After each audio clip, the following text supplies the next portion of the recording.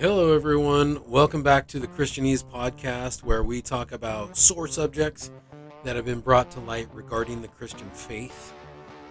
We'll discuss things regarding why modern Christianity is seeming to flounder as the post-Christian society makes its way in. We'll discuss ways we can change some of the flaws in our Christian subculture.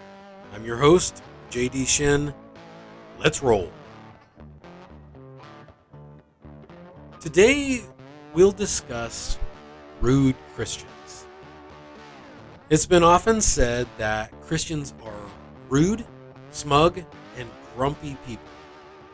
Some of the criticism of Christians has really for centuries been that we are hypocrites. We've all heard the hypocrisy critique, and we've often had our rebuttal for this, but it tends to fall on deaf ears.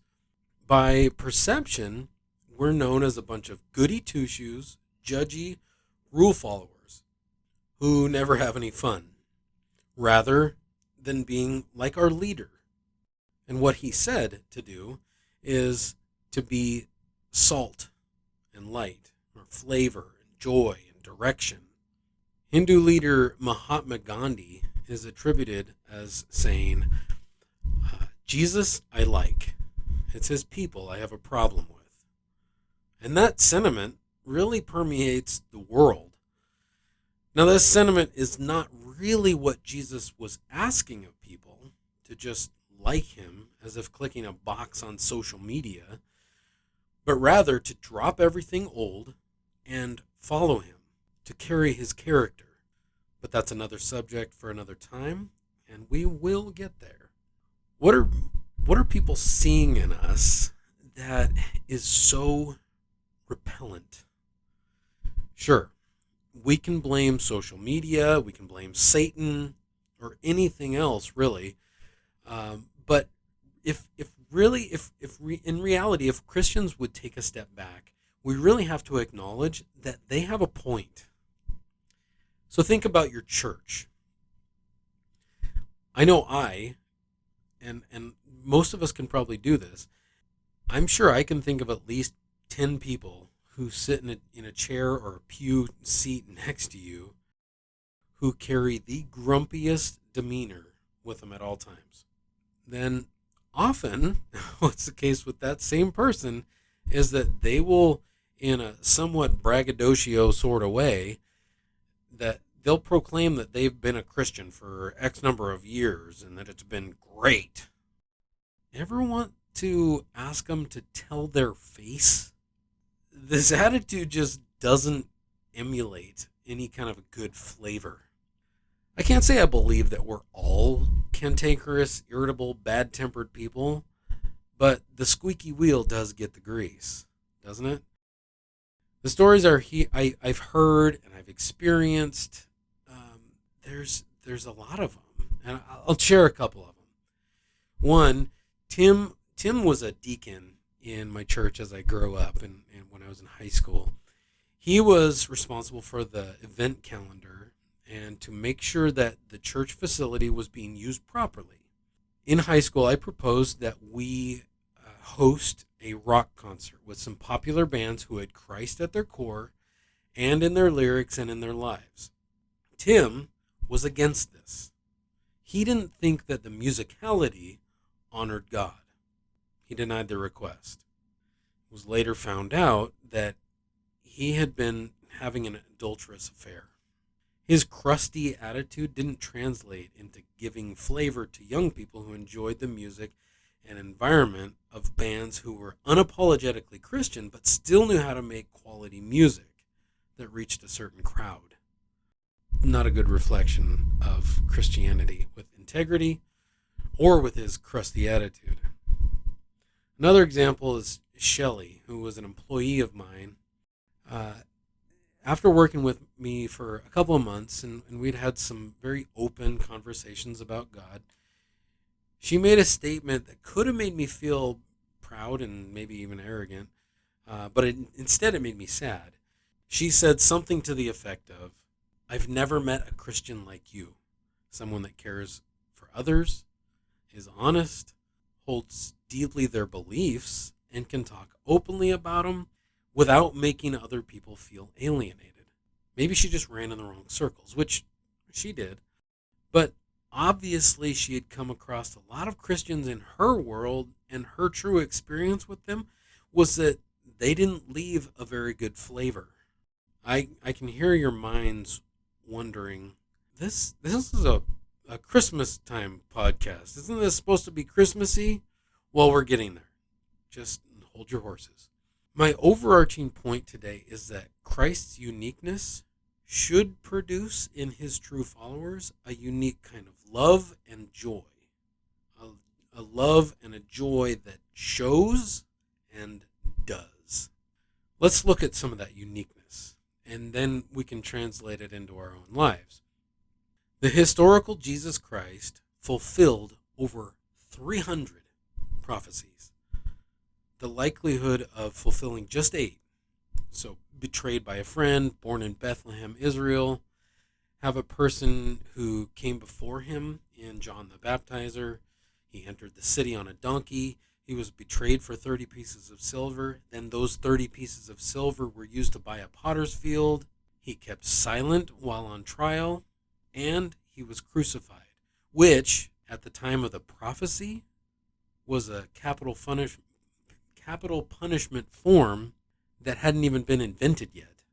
So the math on the likelihood of one person fulfilling just 8 is 1 in 10 septillion, or 1 in 10 to the 27th power. That's unique. He was unique in his life. From his very first miracle in Cana of Galilee, Jesus' ministry was marked by its miracles. Now, these weren't just healings of delusional illnesses. I'm on day 6.5 of a cold, and Jesus prays, and I'm better the next day. No. They also weren't explainable on natural grounds, like the cold I just shared about. They were unique in that they were immediate, always successful, and had no known relapses. And they were healed illnesses that were known to be incurable, such as a person born blind. Jesus even raised people from the dead, including Lazarus, this is vile, but his body was already to the point of rotting. Okay, that's disgusting. But it's unique. He was unique in the resurrection. The crowning event of Jesus' earthly ministry was the resurrection. It was not only predicted in the Old Testament, in Psalms, in Isaiah, all kinds of places, but Jesus himself predicted it from the very beginning of his ministry. He said, "Destroy this temple," his body, "and I will raise it again in 3 days." Jesus demonstrated the reality of his resurrection in then 12 different appearances over 40 days to more than 500 people. Now, we live in social media era and YouTube and whatever else. They didn't pull out a cell phone and share it. It didn't work that way. Jesus relied on his visitation to 500 people to launch the church. That's unique. He was unique in his conception. Christ was not only supernaturally anticipated, he was also miraculously conceived. While announcing his virgin conception, Matthew chapter 1 points to the prophecy of Isaiah. Luke, a physician, records this miraculous inception of human life. Paul alludes to it in his letter to the church in Galatia. Of all human conceptions, Jesus stands alone as unique and miraculous. We could go deeper with Christ's uniqueness in these particular items, just these, and a lot of others, tons of others, you guys. But lots of other books have been written and by smart people, so I can recommend books to you if you want to go deeper on those. But what do we do with Jesus' uniqueness? A church father, Paul the Apostle, wrote to a church in Colossae that he helped with, and he said, "Be encouraged in heart, knit together in love and filled with the full riches of complete understanding, so that you may know the mystery of God, namely Christ, in whom are hidden all the treasures of wisdom and knowledge. Peter, a man who's super close to Jesus, wrote in a letter to a group of Christians that you are a unique people, a royal priesthood, a holy nation, God's special possession, that you may declare the praises of him who called you out of darkness into his wonderful light. This unique Christ has said to all people, hey, I want to be friends. I want to wipe away all the tears. I want you to be in my light and to have all the treasures of wisdom and knowledge. That's a pretty cool gift that he gives to those who say yes to him. I got a pretty cool flannel last year at Christmas, and I love it. But it's not as cool and empowering and awesome as joy. Now, people who don't follow Christ are often kind and loving.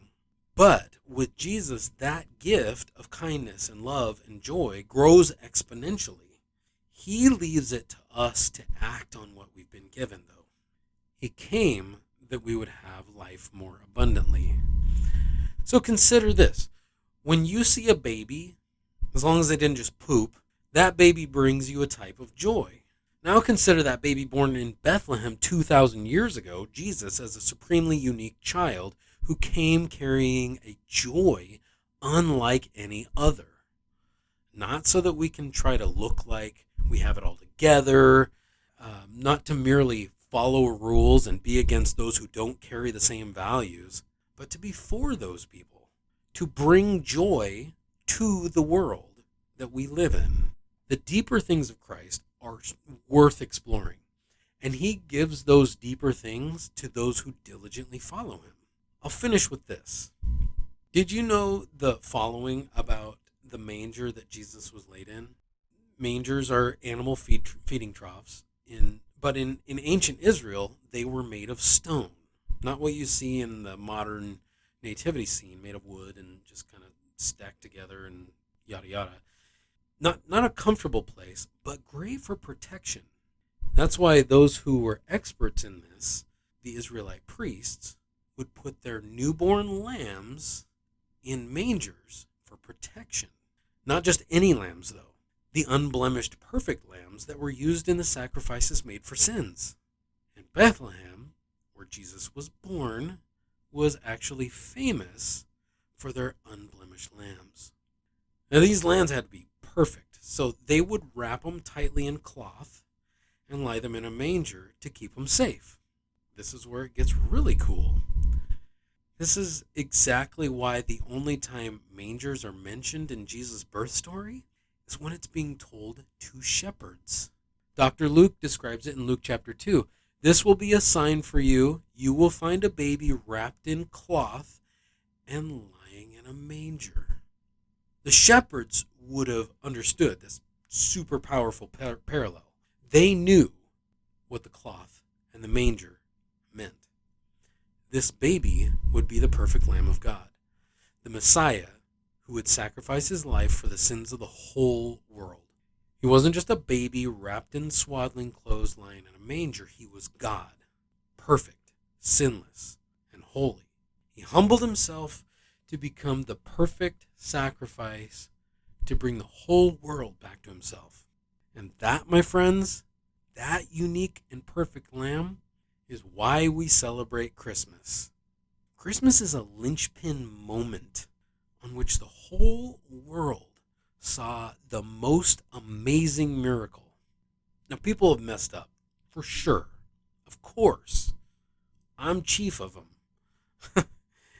But God did something amazing to come here and give us all, as messed up as we are, a great gift. A gift that's beyond a flannel. A gift of joy. A gift of forgiveness and healing and all those good things that God can do. We can change our mind, but God can change the heart. Jesus, thank you for humbling yourself from deity to walk the earth as a human, to be the God-man, so that we can be made right with you.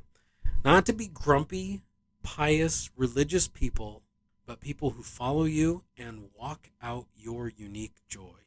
As we celebrate and joyfully give this season, keep in our hearts that the joy you have brought. Amen. Friends, thanks for joining today. Walk out joy and don't be crusty. We've got a lot to be thankful for. Even when we struggle and times are hard, you've been given a gift of joy, dear friends of Christ. We really have. Thanks for coming to Christianese again. I'll talk to you next time. I love you.